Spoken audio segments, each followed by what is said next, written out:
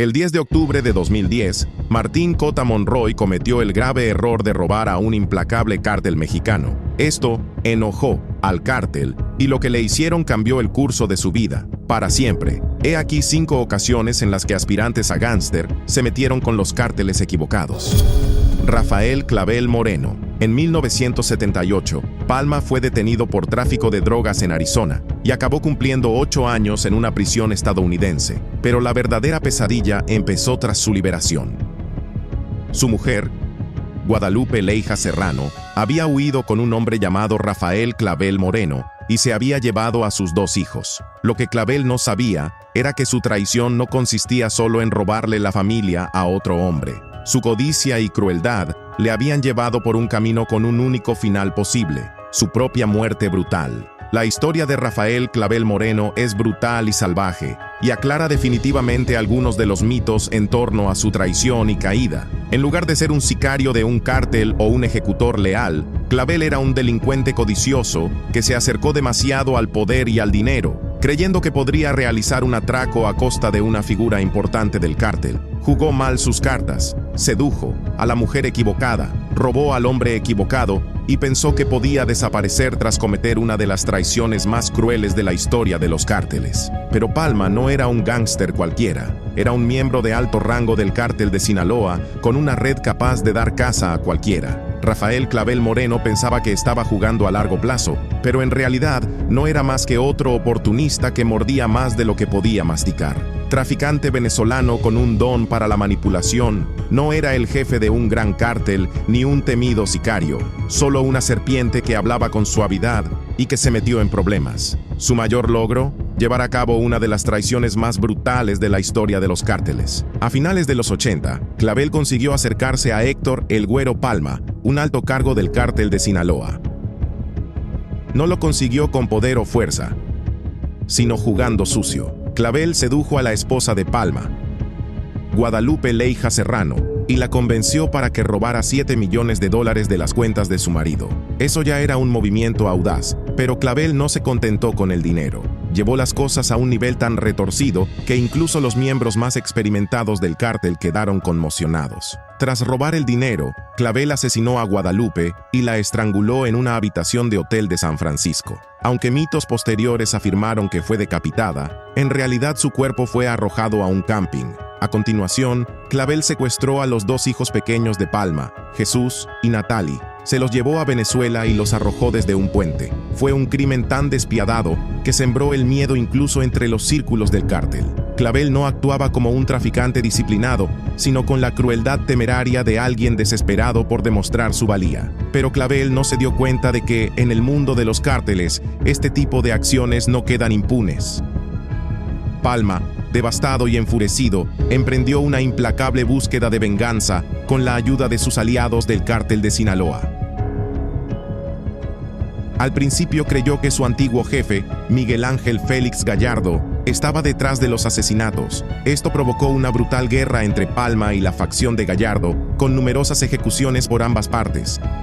Sin embargo, cuando Palma supo la verdad, que Clavel había actuado por pura codicia, se propuso darle caza. La caída de Clavel no se hizo esperar. Los hombres de Palma le siguieron hasta Venezuela, donde eliminaron sistemáticamente a todos sus allegados, amigos, socios e incluso su casero. Pero la verdadera venganza llegó cuando Clavel fue capturado con astucia e ingresado en una prisión de Caracas. Bajo las órdenes de Palma, Clavel fue brutalmente violado, apuñalado y finalmente castrado, antes de dejarlo morir en medio de una profunda agonía. Su cuerpo fue desechado como basura, un mensaje para cualquiera que pensara que podía cruzarse con el cártel equivocado y sobrevivir. Clavel pensó que estaba haciendo un movimiento de poder, pero en realidad no era más que un peón en un mundo en el que los verdaderos gánsteres y jefes de cárteles no perdonan. Su historia no es de dominio ni de estrategia, sino de arrogancia, traición y, en última instancia, una existencia efímera en un juego para el que nunca estuvo realmente hecho. Martín Alejandro Cota Monroy.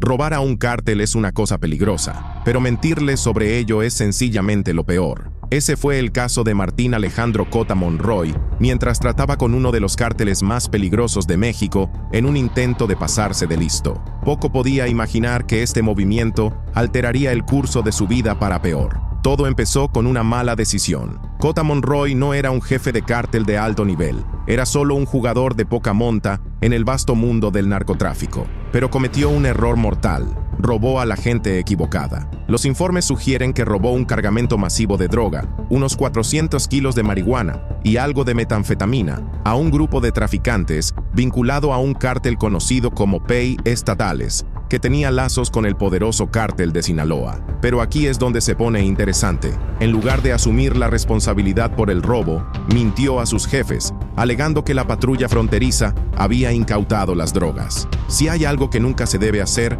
es mentir a un cártel. Estas organizaciones se basan en el miedo, la lealtad y la aplicación brutal de sus normas. Cota Monroy pensó que podía ser más listo que ellos. Quizá creyó que, como estaba en Estados Unidos, estaba a salvo, pero se equivocaba. Consciente de que el cártel acabaría descubriendo la verdad, Cota Monroy huyó a Chandler, Arizona, con la esperanza de que estar en suelo estadounidense le protegiera de cualquier forma de represalia. Durante un tiempo, pareció que se había salido con la suya. Estaba pasando desapercibido, intentando pasar por lo bajo, fingiendo que la pesadilla que se había creado no le alcanzaría. Pero el cártel no es conocido por perdonar, ni siquiera por olvidar. Poco después de su fuga, unos asesinos, sicarios, le siguieron la pista. No eran sicarios al azar, sino ejecutores del cártel con la misión de enviar un mensaje. No solo querían a Cota Monroy muerto, querían darle un escarmiento. El 10 de octubre de 2010, Cota Monroy estaba en un complejo de apartamentos de Chandler, Arizona,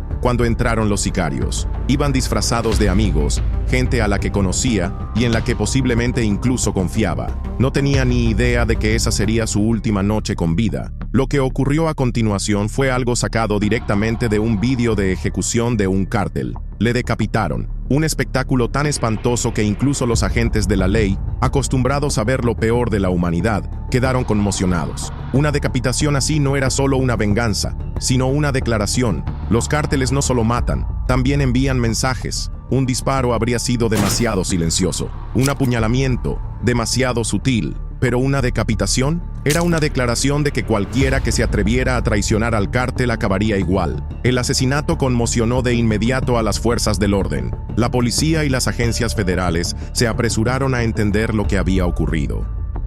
¿Se estaba extendiendo la violencia de los cárteles a través de la frontera? ¿Era el comienzo de una nueva oleada de ejecuciones en suelo estadounidense? A medida que se desarrollaban las investigaciones, quedó claro que no se trataba de un asesinato al azar, sino de un golpe en toda regla por parte de un cártel.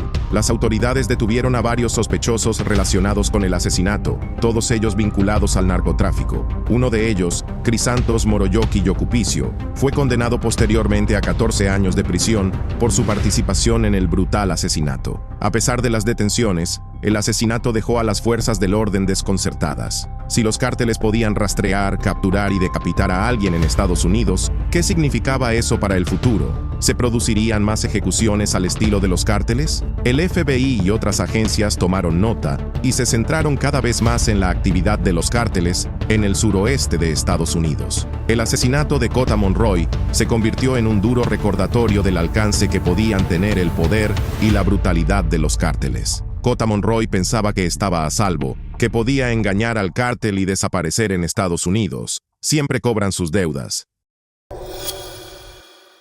Las bandas de Poza Rica. En agosto de 2023, las autoridades hicieron un escalofriante descubrimiento: 13 cadáveres metidos en congeladores a bordo de camiones en un violento estado mexicano. Junto a ellos había un mensaje en el que las 4 letras del CJNG reivindicaban su autoría. Es una imagen que puede traumatizar a un hombre de por vida, pero ¿qué llevó exactamente a esta espantosa escena? Bueno, para contextualizar, Poza Rica, una ciudad antaño conocida por su riqueza petrolera, se ha convertido en uno de los campos de batalla más peligrosos de México. Las calles están empapadas de sangre mientras las bandas locales luchan por mantener el control, mientras el CJNG, el Cártel Jalisco Nueva Generación, avanza con su característica brutalidad.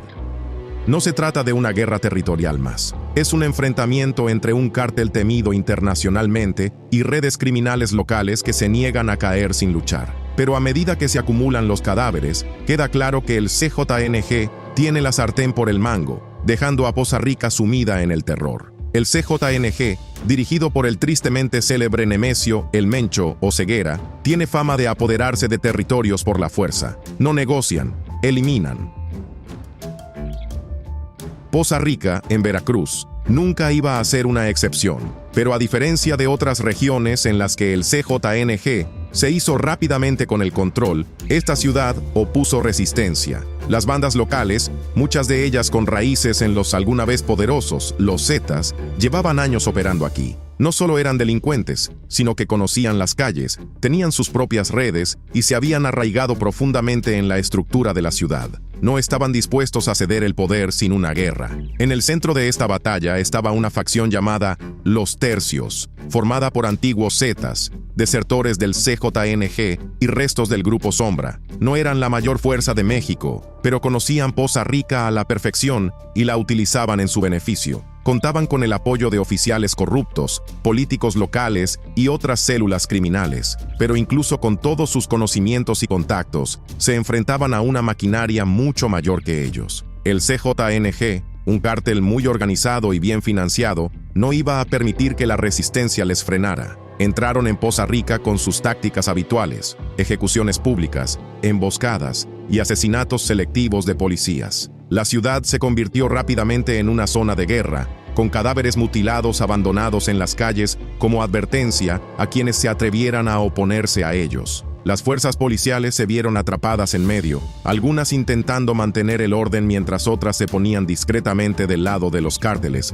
por miedo o por codicia. Los que se negaban a cooperar con el CJNG a menudo acababan siendo otra estadística truculenta. Una de las figuras clave en la batalla fue el Coco, un temido ejecutor del CJNG. Corrió el rumor de que había desertado y se había pasado a los tercios, pero resultó ser falso. El Coco tenía profundas raíces en el mundo criminal y una vez operó bajo las órdenes del comandante de los Zetas Ciro, El Puccini, González Pérez. Tras la eliminación de El Puccini, el Coco se alió con el CJNG, convirtiéndose en uno de sus hombres de confianza en Poza Rica. Su papel en el conflicto fue brutal. Coordinaba los asesinatos, dirigía los ataques y se aseguraba de que el control del CJNG sobre la ciudad se estrechara cada día que pasaba. Los tercios y otras bandas locales no se rendirían sin luchar.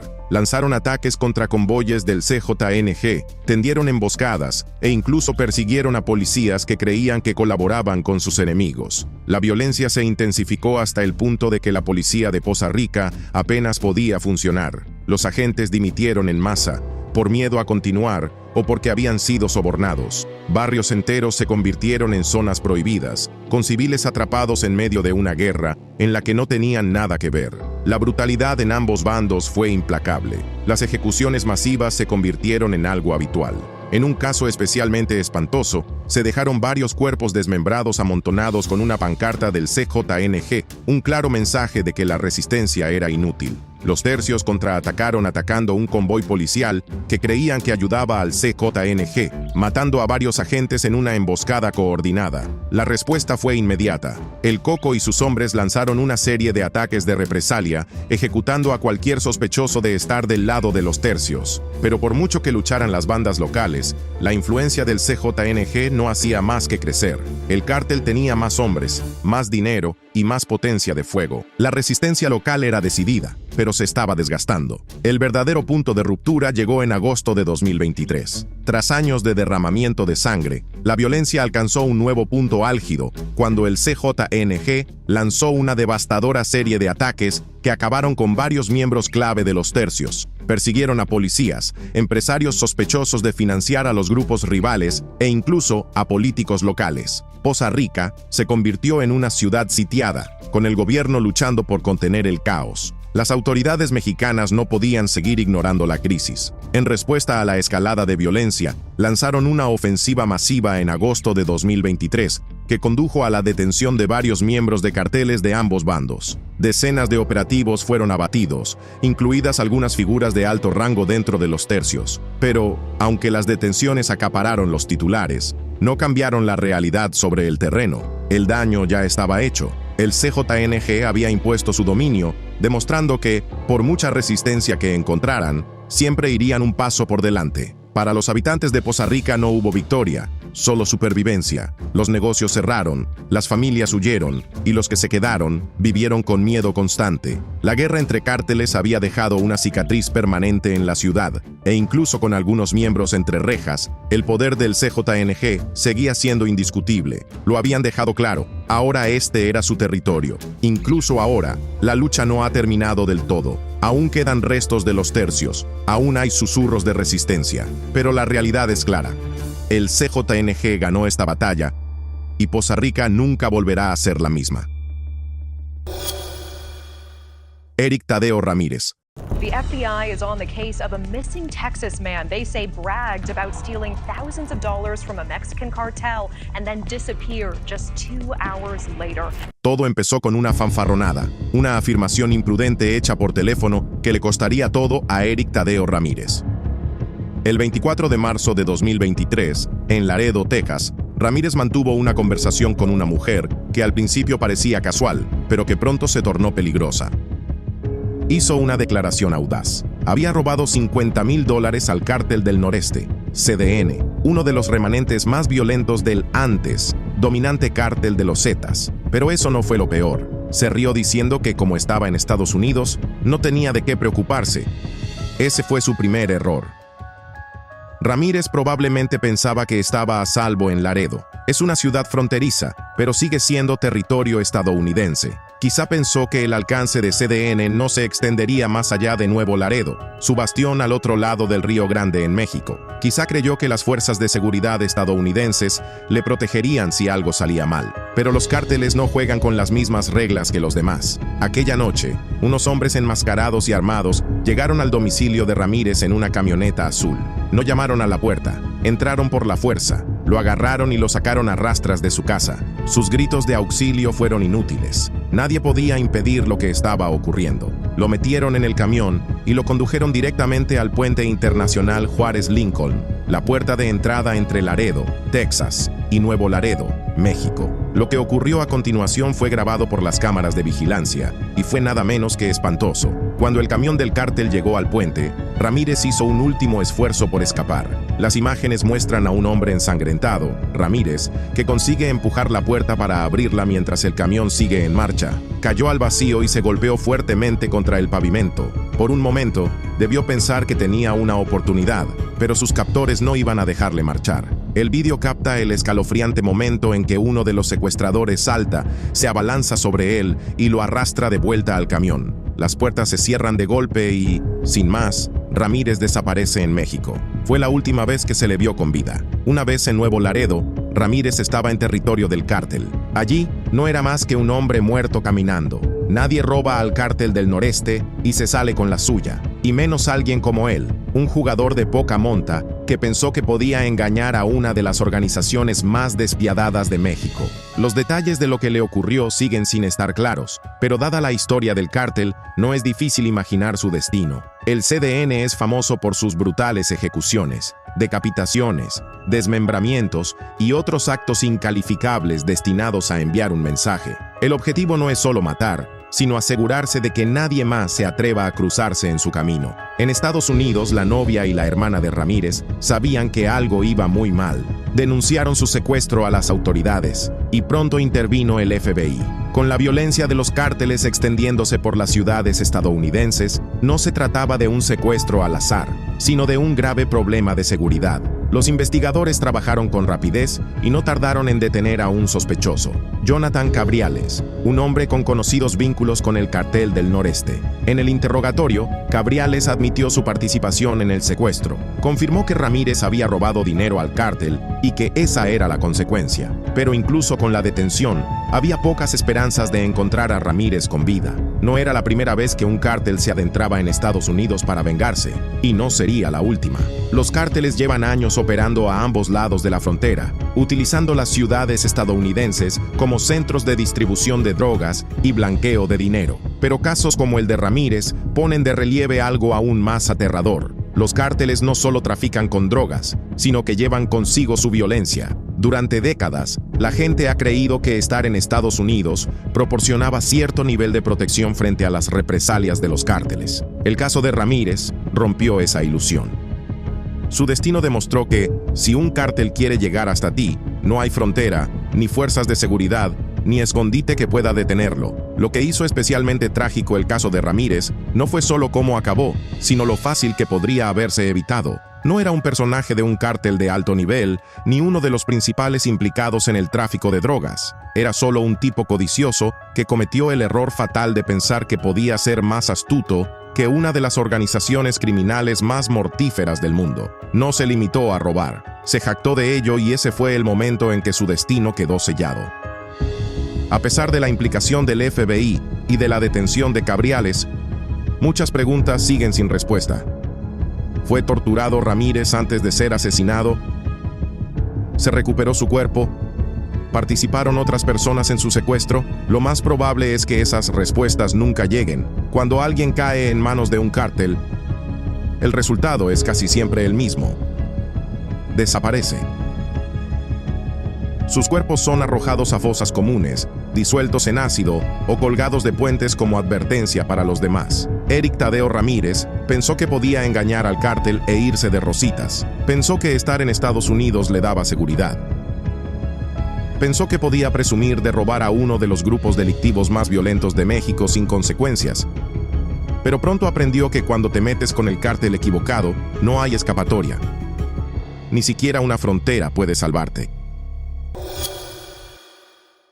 Anonymous. En el mundo de la guerra cibernética, Anonymous era una fuerza a tener en cuenta, un grupo oscuro y descentralizado de hackers que se enfrentaba a gobiernos, empresas y a cualquiera que consideraran corrupto. Prosperaban en el caos, utilizando la guerra digital para exponer secretos, interrumpir sistemas y hacer sudar a poderosos enemigos. Pero en 2011 cometieron un error del que incluso ellos tuvieron que echarse atrás. Amenazaron a los Zetas, uno de los cárteles de la droga más violentos de México. Y si hay algo que no se debe hacer, es buscar pelea con un cártel que no juega con reglas. Para contextualizar, Anonymous no era una organización tradicional. No tenían un liderazgo central, ni sede, ni miembros oficiales, sino un colectivo de hackers expertos que operaban bajo una ideología común: denunciar la corrupción y defender la libertad en Internet.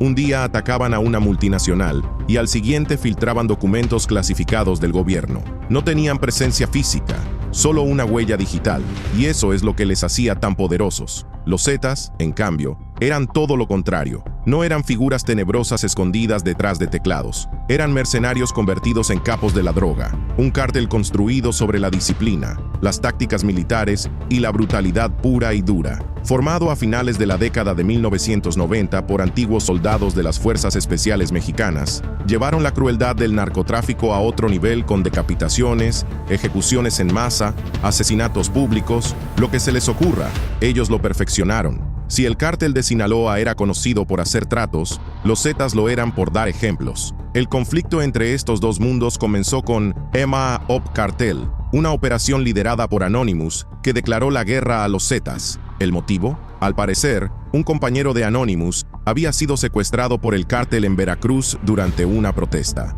Anonymous lanzó un ultimátum. Release our guy or we'll expose every corrupt official, police officer and businessman working with Los Zetas.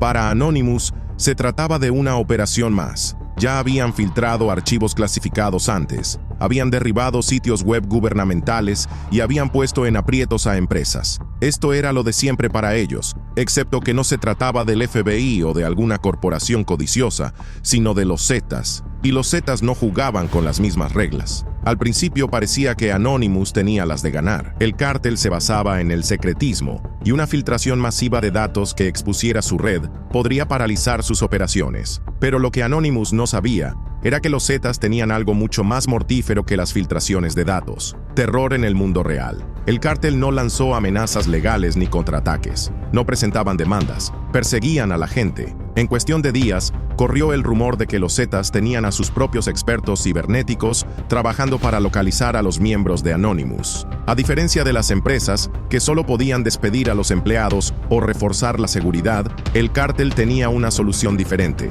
matar a cualquiera que identificaran. El cártel ya había tomado como ejemplo a periodistas y blogueros que hablaban en su contra. Se habían encontrado cadáveres colgados de puentes con advertencias grabadas en la carne. Unos meses antes de la A-Op Cartel, una mujer conocida por informar sobre la actividad del cártel a través de las redes sociales fue decapitada y su cuerpo sin vida fue arrojado con una nota que decía: This will happen to anyone who messes with us. Anonymous no se enfrentaba a una ciberguerra, se enfrentaban a una guerra de sangre. A medida que se acercaba la fecha de lanzamiento de la operación, a principios de noviembre de 2011, ocurrió algo inesperado. Op Cartel se canceló de repente. Para un grupo que se había enfrentado a gobiernos, corporaciones y fuerzas de seguridad de todo el mundo, echarse atrás parecía fuera de lugar. ¿Qué ocurrió entonces? Algunos miembros de Anonymous afirmaron que se debía a la preocupación por personas inocentes que pudieran verse atrapadas en las consecuencias. Otros sugirieron algo mucho más escalofriante,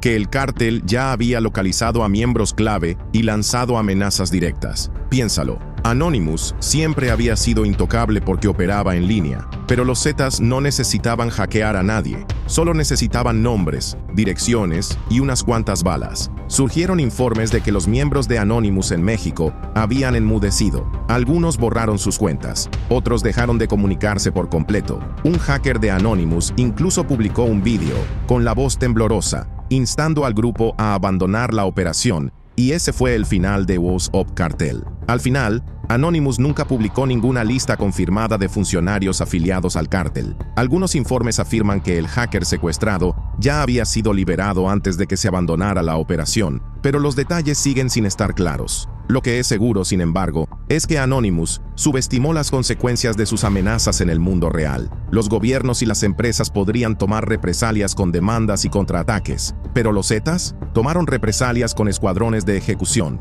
Tras este error casi mortal, Anonymous volvió a su activismo habitual, enfrentarse a gobiernos, empresas y políticos corruptos. Pero nunca volvieron a desafiar directamente a un cártel importante. ¿Y los Zetas? Bueno, su poder disminuyó con los años debido a las medidas enérgicas del gobierno y las luchas internas. A finales de la década de 2010, se habían fracturado en facciones más pequeñas, dejando de ser la fuerza dominante que una vez fueron, pero su legado de terror permaneció. El incidente entre Anonymous y los Zetas es un escalofriante recordatorio. No todas las batallas pueden librarse detrás de una pantalla de ordenador. Los hackers son poderosos en el mundo digital. Pueden filtrar archivos, cerrar sitios web y revelar secretos. Pero cuando el enemigo no depende de Internet, cuando no le importa exponerse, cuando su única respuesta es la violencia pura e implacable, es cuando incluso los hackers más conocidos del mundo se dan cuenta de que se han metido con la gente equivocada. Anonymous aprendió que la manera difícil, y al final, no fue un cartel que se echó atrás, fueron ellos.